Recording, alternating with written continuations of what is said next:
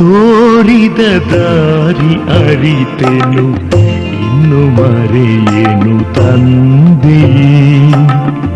ಜೀವ ಜನುಮವು ಧನ್ಯವಾಯಿತು ಮತ್ತೆ ತೊರೆಯೇನು ದೇವನೇ.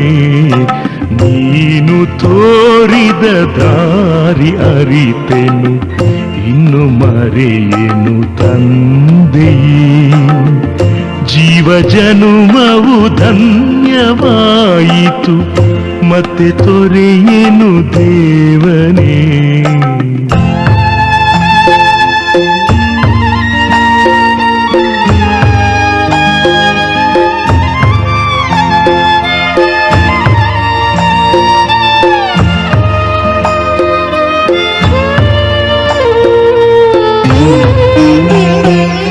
ಘೋರ ಕಡಲಿನ ರಾತ್ರಿ ಪಯಣದಿ ನಾನು ನಿನ್ನನ್ನು ಕೂಗಿದೆ. ಘೋರ ಕಡಲಿನ ರಾತ್ರಿ ಪಯಣದಿ ನಾನು ನಿನ್ನನ್ನು ಕೂಗಿದೆ. ನನ್ನ ಅಂಬಿಗ ನೀನೆ ನಂಬಿಗ ಹೃದಯ ಹಾಡನು ಹಾಡಿದೆ. ಹೃದಯ ಹಾಡನು ಹಾಡಿದೆ.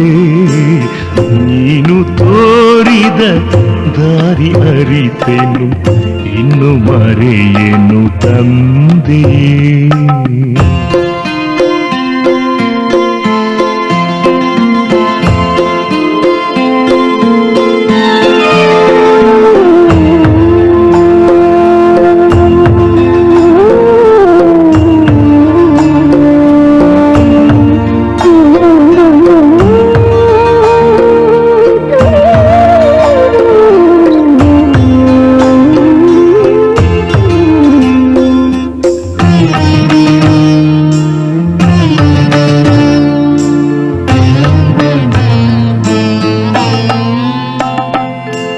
ಕಳೆದು ಹೋದ ರಾಜ್ಯ ನಮ್ಮದು, ಗಗನ ಭೂಮಿಯು ನಮ್ಮವು.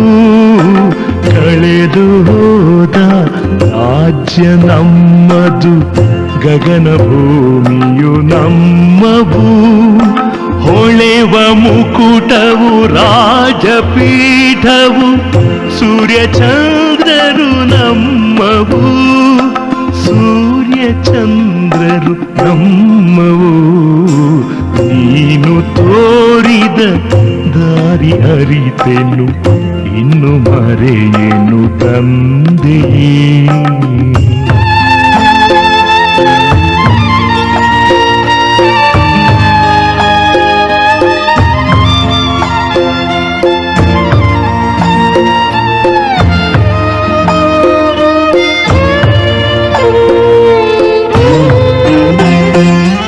ನಮ್ಮ ಶಿರದಲ್ಲಿ ಪ್ರೀತಿ ಹಸ್ತವ ನೀಡಿ ಉಳಿಸಿದೆ ನಮ್ಮನು. ನಮ್ಮ ಶಿರದಲ್ಲಿ ಪ್ರೀತಿ ಹಸ್ತವ ನೀಡಿ ಉಳಿಸಿದೆ ನಮ್ಮನು. ಸತ್ಯಯುಗದ ಸುಖದ ರಾಜ್ಯವ ನೀಡಿ ಹರಸಿದೆ ಜಗವನು. ನೀಡಿ ಹರಸಿದೆ ಜಗವನು. ನೀನು ತೋರಿದ ದಾರಿ ಅರಿತೆನು ಇನ್ನು ಮರೆಯೇನು ತಂದೆಯೇ.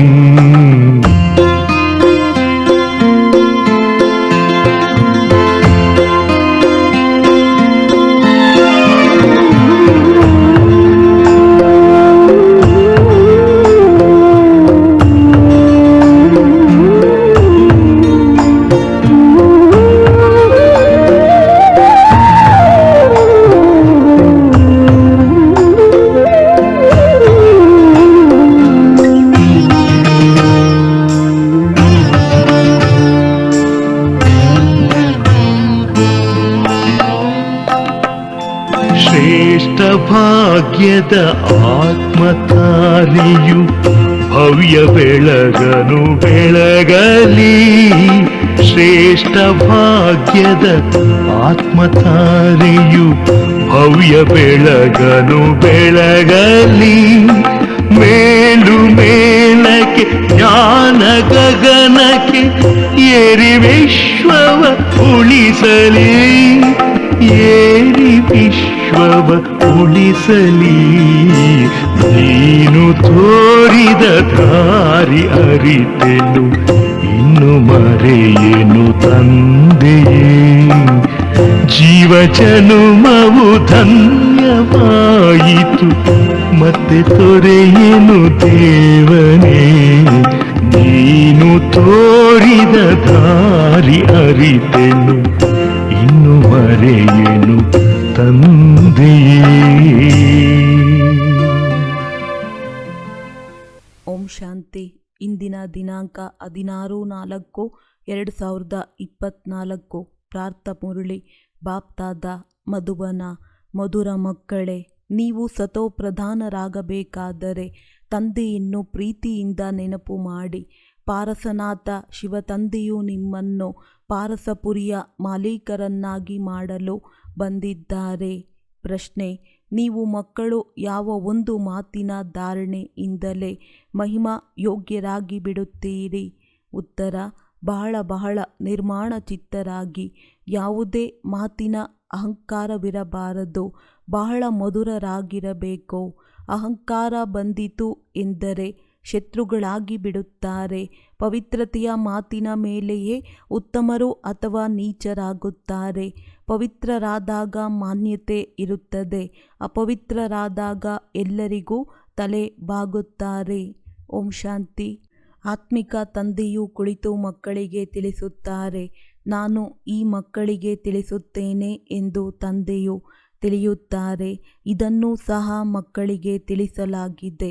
ಭಕ್ತಿ ಮಾರ್ಗದಲ್ಲಿ ಭಿನ್ನ ಭಿನ್ನ ಹೆಸರುಗಳಿಂದ ಅನೇಕ ಚಿತ್ರಗಳನ್ನು ಮಾಡಿಬಿಟ್ಟಿದ್ದಾರೆ.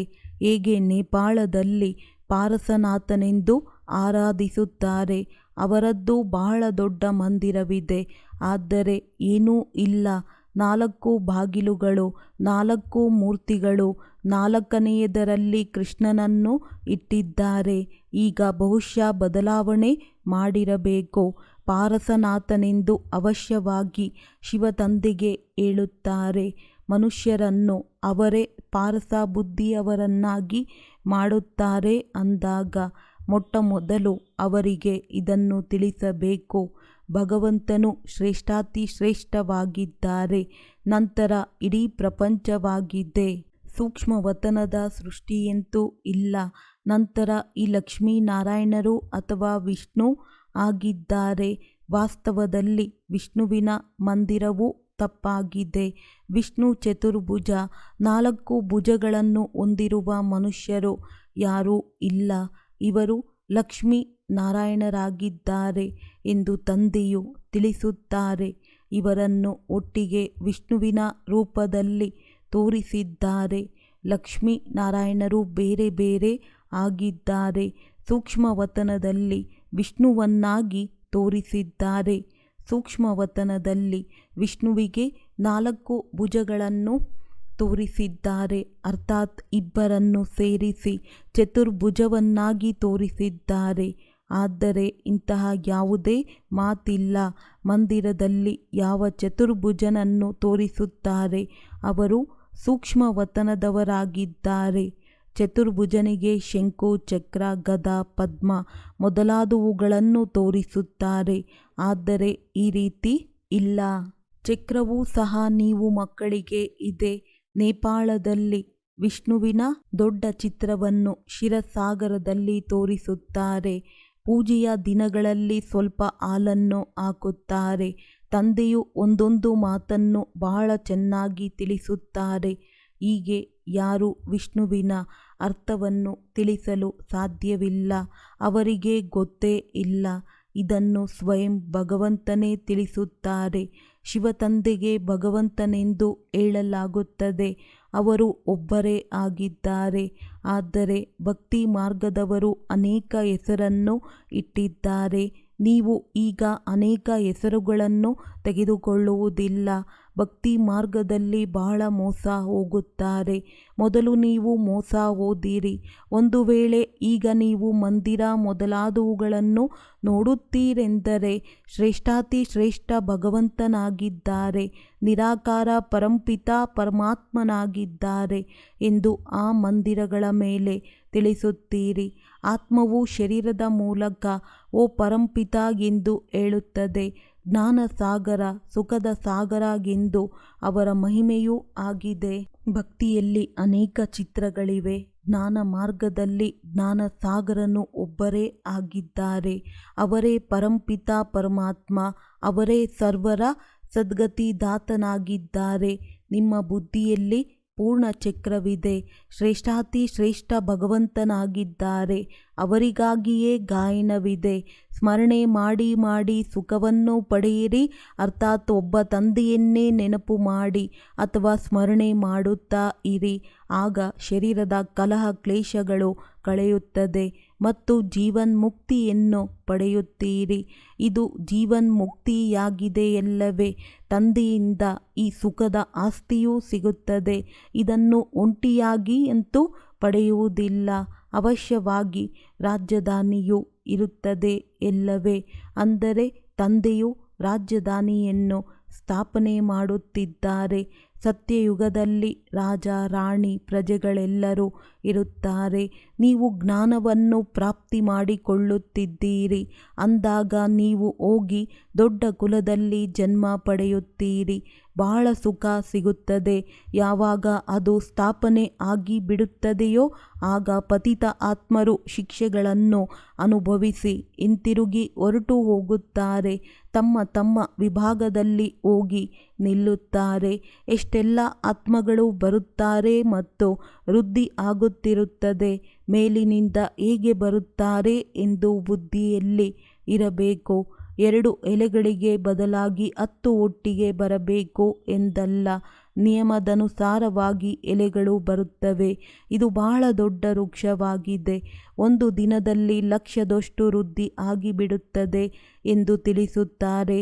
ಅಂದ ಮೇಲೆ ಮೊದಲು ಶ್ರೇಷ್ಠಾತಿ ಶ್ರೇಷ್ಠ ಭಗವಂತನಾಗಿದ್ದಾರೆ ಎಂದು ತಿಳಿಸಬೇಕು. ಪತಿತ ಪಾವನ, ದುಃಖಹರ್ತ, ಸುಖಕರ್ತನೂ ಅವರೇ ಆಗಿದ್ದಾರೆ. ಯಾರೆಲ್ಲ ಪಾತ್ರಧಾರಿಗಳು ದುಃಖಿ ಆಗುತ್ತಾರೋ ಅವರೆಲ್ಲರಿಗೆ ಬಂದು ಸುಖ ಕೊಡುತ್ತಾರೆ. ದುಃಖ ಕೊಡುವವನು ರಾವಣನಾಗಿದ್ದಾನೆ. ಮನುಷ್ಯರಿಗೆ ಬಂದು ತಿಳಿದುಕೊಳ್ಳಲು ತಂದೆಯೂ ಬಂದಿದ್ದಾರೆ ಎಂಬುದು ತಿಳಿದೇ ಇಲ್ಲ. ಅನೇಕರು ತಿಳಿಯುತ್ತಾ ಮತ್ತೆ ಹೊರಟು ಹೋಗುತ್ತಾರೆ. ಹೇಗೆ ಸ್ನಾನ ಮಾಡುತ್ತಾ ಮಾಡುತ್ತಾ ಕಾಲು ಜಾರಿದರೆ ನೀರಿನೊಳಗೆ ಹೋಗಿಬಿಡುತ್ತಾರೆ. ಬಾಬಾರವರು ಅನುಭವಿ ಆಗಿದ್ದಾರಲ್ಲವೇ? ಇದು ವಿಷಯ ಸಾಗರವಾಗಿದೆ. ತಂದೆಯು ನಿಮ್ಮನ್ನು ಶಿರ ಸಾಗರದೆಡೆಗೆ ಕರೆದುಕೊಂಡು ಹೋಗುತ್ತಾರೆ. ಆದರೆ ಮಾಯಾರೂಪಿ ಮೊಸಳೆಯು ಒಳ್ಳೊಳ್ಳೆಯ ಮಹಾರಥಿಗಳನ್ನು ಸಹ ತಿಂದು ಬಿಡುತ್ತದೆ. ಜೀವಿಸಿದಂತೆಯೇ ತಂದೆಯ ಮಡಿಲಿನಿಂದ ಸತ್ತು ರಾವಣನ ಮಡಿಲಿಗೆ ಹೊರಟು ಹೋಗುತ್ತಾರೆ. ಅರ್ಥಾತ್ ಜ್ಞಾನದಿಂದ ಸತ್ತು ಹೋಗುತ್ತಾರೆ. ನೀವು ಮಕ್ಕಳ ಬುದ್ಧಿಯಲ್ಲಿ ಇದೆ. ಶ್ರೇಷ್ಠಾತಿ ಶ್ರೇಷ್ಠ ತಂದೆಯು ಮತ್ತೆ ರಚನೆಯನ್ನು ರಚಿಸುತ್ತಾರೆ. ಇತಿಹಾಸ ಭೂಗೋಳವು ಸೂಕ್ಷ್ಮವತನದ್ದಲ್ಲ. ಬಲೆ ನೀವು ಸೂಕ್ಷ್ಮವತನಕ್ಕೆ ಹೋಗುತ್ತೀರಿ. ಸಾಕ್ಷಾತ್ಕಾರವನ್ನು ನೋಡುತ್ತೀರಿ. ಅಲ್ಲಿ ಚತುರ್ಭುಜವನ್ನು ನೋಡುತ್ತೀರಿ. ಚಿತ್ರಗಳಲ್ಲಿ ಇದೆ ಅಂದಾಗ ಅದು ಬುದ್ಧಿಯಲ್ಲಿ ಕುಳಿತಿದ್ದರೆ ಅವಶ್ಯವಾಗಿ ಸಾಕ್ಷಾತ್ಕಾರ ಆಗುತ್ತದೆ. ಅಂದಾಗ ಇಂತಹ ಯಾವುದೇ ವಸ್ತುವಿಲ್ಲ. ಇದು ಭಕ್ತಿ ಮಾರ್ಗದ ಚಿತ್ರಗಳಾಗಿವೆ. ಇಲ್ಲಿಯವರೆಗೆ ಭಕ್ತಿ ಮಾರ್ಗವು ನಡೆಯುತ್ತದೆ. ಈ ಭಕ್ತಿಯು ಪೂರ್ಣವಾದರೆ ಮತ್ತೆ ಚಿತ್ರಗಳೇ ಇರುವುದಿಲ್ಲ. ಸ್ವರ್ಗದಲ್ಲಿ ಈ ಎಲ್ಲ ಮಾತುಗಳು ಮರೆತು ಹೋಗುತ್ತದೆ. ಈಗ ಬುದ್ಧಿಯಲ್ಲಿ ಚತುರ್ಭುಜ ವಿಷ್ಣುವಿನ 2 ರೂಪಗಳಾದ ಲಕ್ಷ್ಮೀ ನಾರಾಯಣರಿದ್ದಾರೆ. ಲಕ್ಷ್ಮೀ ನಾರಾಯಣರ ಪೂಜೆಯು ವಿಷ್ಣುವಿನ ಪೂಜೆ. ಲಕ್ಷ್ಮೀ ನಾರಾಯಣರ ಮಂದಿರ ಅಥವಾ ಚತುರ್ಭುಜ ವಿಷ್ಣುವಿನ ಮಂದಿರ ಒಂದೇ ಆಗಿದೆ. ಇವೆರಡರ ಜ್ಞಾನವು ಮತ್ಯಾರಿಗೂ ಇಲ್ಲ. ಇವರ ಪಾಲನೆಯನ್ನು ಮಾಡುತ್ತಾರೆ. ಇಡೀ ವಿಶ್ವದ ಮಾಲೀಕರಾಗುವುದರಿಂದ ವಿಶ್ವದ ಪಾಲನೆಯನ್ನು ಮಾಡುತ್ತಾರೆ. ಶಿವಭಗವಾನುವಾಚ ನಾನು ನಿಮಗೆ ರಾಜಯೋಗವನ್ನು ಕಲಿಸುತ್ತೇನೆ. ತಮ್ಮನ್ನು ಆತ್ಮನೆಂದು ತಿಳಿದು ತಂದೆಯನ್ನು ನೆನಪು ಮಾಡುವುದರಿಂದ ಈ ಯೋಗಾಗ್ನಿಯಿಂದಲೇ ವಿಕರ್ಮಗಳು ವಿನಾಶ ಆಗುತ್ತದೆ. ವಿಸ್ತಾರದಲ್ಲಿ ತಿಳಿಸಬೇಕಾಗುತ್ತದೆ ಹೇಳಿ. ಇದು ಸಹ ಗೀತೆಯಾಗಿದೆ. ಕೇವಲ ಗೀತೆಯಲ್ಲಿ ಕೃಷ್ಣನ ಹೆಸರನ್ನು ಹಾಕಿಬಿಟ್ಟಿದ್ದಾರೆ. ಇದು ತಪ್ಪಾಗಿದೆ. ಎಲ್ಲರ ನಿಂದನೆ ಮಾಡಿಬಿಟ್ಟಿದ್ದಾರೆ. ಆದ್ದರಿಂದ ಭಾರತವು ತಮೋಪ್ರಧಾನ ಆಗಿಬಿಟ್ಟಿದೆ. ಈಗ ಕಲಿಯುಗಿ ಪ್ರಪಂಚದ ಅಂತ್ಯವಾಗಿದೆ. ಇದಕ್ಕೆ ತಮೋಪ್ರಧಾನ ಕಬ್ಬಿಣದ ಸಮಾನ ಪ್ರಪಂಚವೆಂದು ಹೇಳಲಾಗುತ್ತದೆ. ಯಾರು ಸತೋಪ್ರಧಾನವಾಗುತ್ತಾರೋ ಅವರೇ 84 ಜನ್ಮಗಳನ್ನು ತೆಗೆದುಕೊಳ್ಳುತ್ತಾರೆ. ಜನನ ಮರಣದಲ್ಲಂತೂ ಅವಶ್ಯವಾಗಿ ಬರಬೇಕಾಗಿದೆ. ಯಾವಾಗ ಪೂರ್ಣ 84 ಜನ್ಮಗಳನ್ನು ತೆಗೆದುಕೊಳ್ಳುತ್ತಾರೋ ಆಗ ಮತ್ತೆ ಮೊದಲನೆಯ ನಂಬರಿನಲ್ಲಿ ಬಾಬಾರವರು ಬರಬೇಕಾಗುತ್ತದೆ. ಇದು ಒಬ್ಬರ ಮಾತಲ್ಲ, ಇವರದ್ದು ಇಡೀ ರಾಜಧಾನಿ ಇತ್ತಲ್ಲವೇ? ಮತ್ತೆ ಅವಶ್ಯವಾಗಿ ಆಗಬೇಕು. ತಂದೆಯು ಎಲ್ಲರಿಗಾಗಿ ತಿಳಿಸುತ್ತಾರೆ. ತಮ್ಮನ್ನು ಆತ್ಮನೆಂದು ತಿಳಿದು ತಂದೆಯನ್ನು ನೆನಪು ಮಾಡಿದಾಗ ಆ ಯೋಗಾಗ್ನಿಯಿಂದ ಪಾಪಗಳು ಭಸ್ಮವಾಗುತ್ತವೆ. ಕಾಮಚಿತಿಯ ಮೇಲೆ ಕುಳಿತು ಎಲ್ಲರೂ ಕಪ್ಪಾಗಿ ಬಿಟ್ಟಿದ್ದಾರೆ. ಈಗ ಕಪ್ಪಾಗಿರುವವರು ಹೇಗೆ ಸುಂದರರಾಗುವುದು ಅದನ್ನು ತಂದೆಯೇ ಕಲಿಸುತ್ತಾರೆ. ಕೃಷ್ಣನ ಆತ್ಮವು ಭಿನ್ನ ಭಿನ್ನ ನಾಮರೂಪಗಳನ್ನು ತೆಗೆದುಕೊಂಡು ಬರುವುದು. ಯಾರು ಲಕ್ಷ್ಮೀನಾರಾಯಣರು ಆಗಿದ್ದರೋ ಅವರೇ 84 ಜನ್ಮಗಳ ನಂತರ ಮತ್ತೆ ಆ ರೀತಿ ಆಗಬೇಕಾಗಿದೆ. ಆದ್ದರಿಂದ ಅವರ ಬಹಳ ಜನ್ಮಗಳ ಅಂತಿಮದಲ್ಲಿ ತಂದೆಯು ಬಂದು ಪ್ರವೇಶ ಮಾಡುತ್ತಾರೆ. ನಂತರ ಅವರು ಬ್ರಹ್ಮ ಸತೋಪ್ರಧಾನ ವಿಶ್ವದ ಮಾಲೀಕರಾಗುತ್ತಾರೆ. ನಿಮ್ಮಲ್ಲಿ ಪಾರಸನಾಥನನ್ನು ಪೂಜಿಸುತ್ತಾರೆ, ಶಿವನನ್ನು ಪೂಜಿಸುತ್ತಾರೆ ಅಂದಾಗ ಅವಶ್ಯವಾಗಿ ಶಿವನೇ ಅವರನ್ನು ಇಂತಹ ಪಾರಸನಾಥರನ್ನಾಗಿ ಮಾಡಿರಬೇಕು. ಶಿಕ್ಷಕರಂತೂ ಬೇಕಲ್ಲವೇ? ಅವರು ಜ್ಞಾನಸಾಗರರಾಗಿದ್ದಾರೆ. ಈಗ ಸತೋಪ್ರಧಾನ ಪಾರಸನಾಥರಾಗಬೇಕೆಂದರೆ ತಂದೆಯನ್ನು ಬಹಳ ಪ್ರೀತಿಯಿಂದ ನೆನಪು ಮಾಡಿ. ಅವರೇ ಎಲ್ಲರ ದುಃಖವನ್ನು ದೂರ ಮಾಡುವವರಾಗಿದ್ದಾರೆ. ತಂದೆಯಂತೂ ಸುಖ ನೀಡುವವರಾಗಿದ್ದಾರೆ. ಇದು ಮುಳ್ಳುಗಳ ಕಾಡಾಗಿದೆ.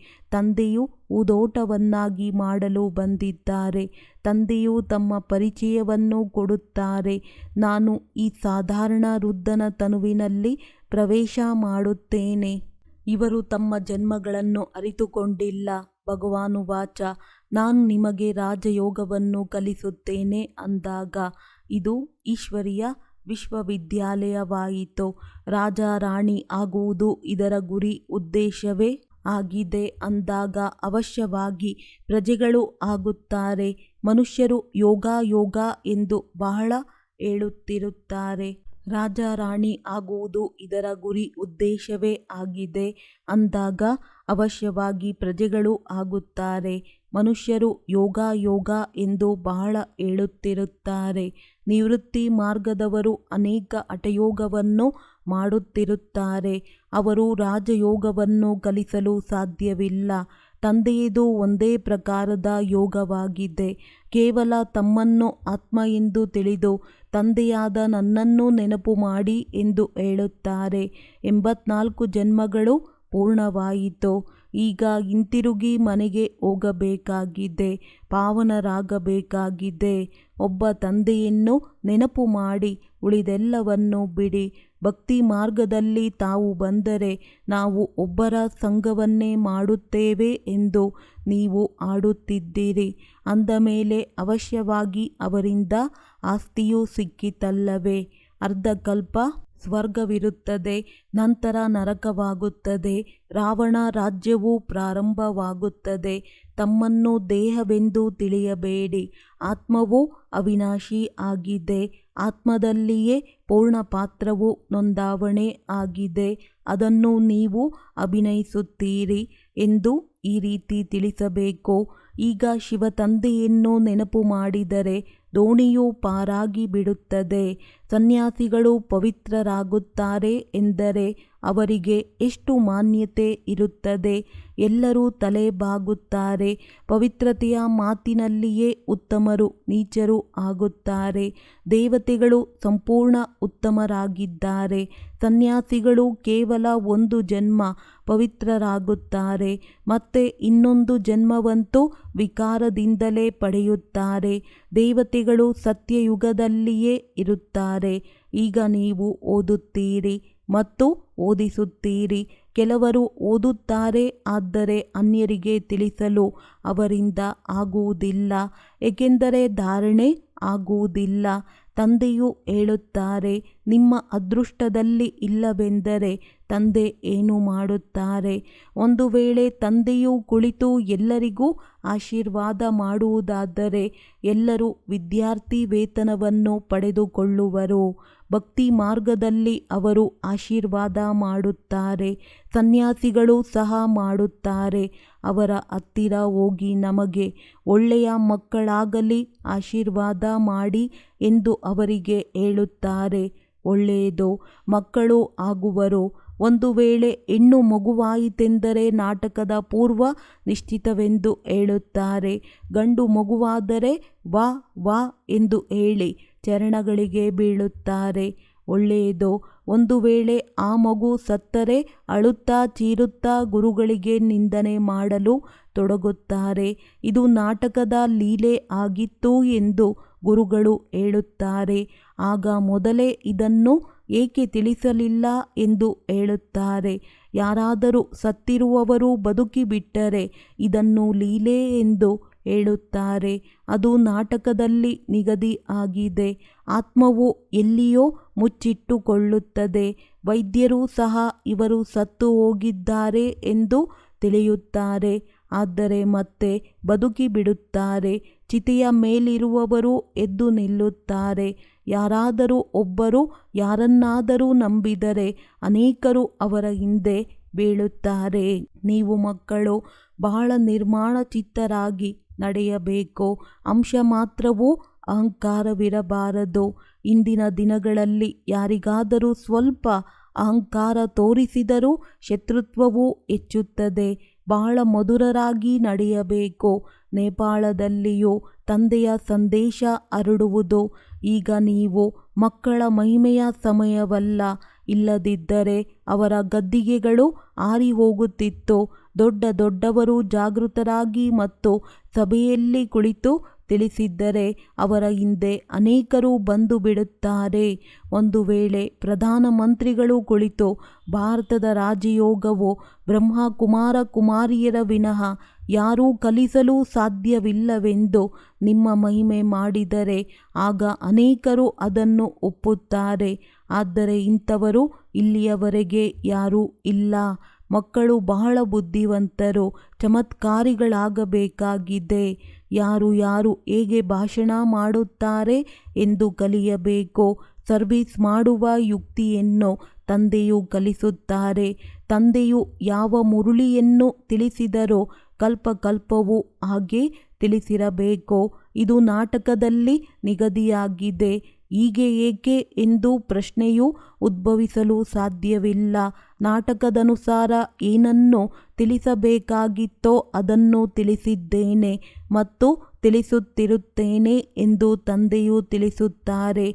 ಮನುಷ್ಯರಂತೂ ಅನೇಕ ಪ್ರಶ್ನೆಗಳನ್ನು ಕೇಳುತ್ತಾರೆ. ಆಗ ಮೊದಲು ಮನ್ಮನಾಭವ ಆಗಿ ಎಂದು ತಿಳಿಸಿ. ತಂದೆಯನ್ನು ಅರಿತರೆ ನೀವು ಎಲ್ಲವನ್ನೂ ಅರಿತುಕೊಳ್ಳುತ್ತೀರಿ. ಒಳ್ಳೆಯದು. ಮಧುರಾತಿ ಮಧುರ ಅಗಲಿ ಮರಳಿ ಸಿಕ್ಕಿರುವಂತಹ ಮಕ್ಕಳಿಗೆ ಪ್ರೀತಿಯ ಮಾತ್ಪಿತಾ ಬಾಪ್ತಾದರವರ ನೆನಪು, ಪ್ರೀತಿ ಹಾಗೂ ಸುಪ್ರಭಾತ. ಆತ್ಮೀಯ ಮಕ್ಕಳಿಗೆ ಆತ್ಮೀಯ ತಂದೆಯ ನಮಸ್ತೆ.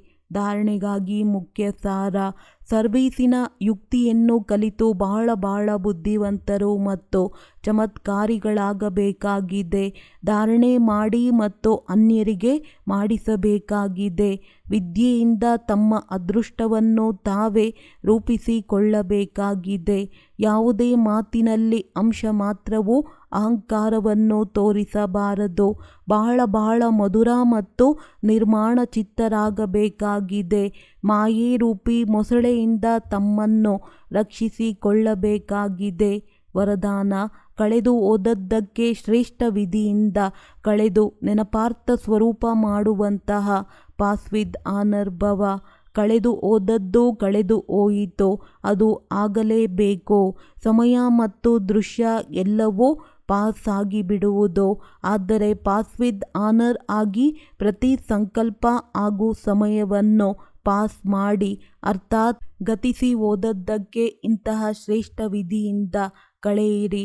ಯಾವುದು ಕಳೆದು ಹೋಯಿತು ಅದನ್ನು ಸ್ಮೃತಿಗೆ ಬಂದೊಡನೆ ವಾ ನ ಮಾತು ಹೃದಯದಿಂದ ಹೊರಬರಲಿ. ಅನ್ಯ ಆತ್ಮಗಳು ನಿಮ್ಮ ಕಳೆದು ಹೋದ ಕಥೆಯಿಂದ ಪಾಠ ಕಲಿಯಲಿ. ನಿಮ್ಮ ಕಳೆದು ಹೋದ ನೆನಪು ಸ್ವರೂಪ ಆಗಿಬಿಡಲಿ. ಆಗ ಕೀರ್ತನೆ ಅರ್ಥಾತ್ ಕೀರ್ತಿ ಆಡುತ್ತಿರುತ್ತಾರೆ. ಸ್ಲೋಗನ್: ಸ್ವಕಲ್ಯಾಣದ ಶ್ರೇಷ್ಠ ಪ್ಲಾನ್ ಮಾಡಿ, ಆಗ ವಿಶ್ವ ಸೇವೆಯಲ್ಲಿ ಸಕಾಶ ಸಿಗುವುದು. ಒಳ್ಳೆಯದು. ಓಂ ಶಾಂತಿ.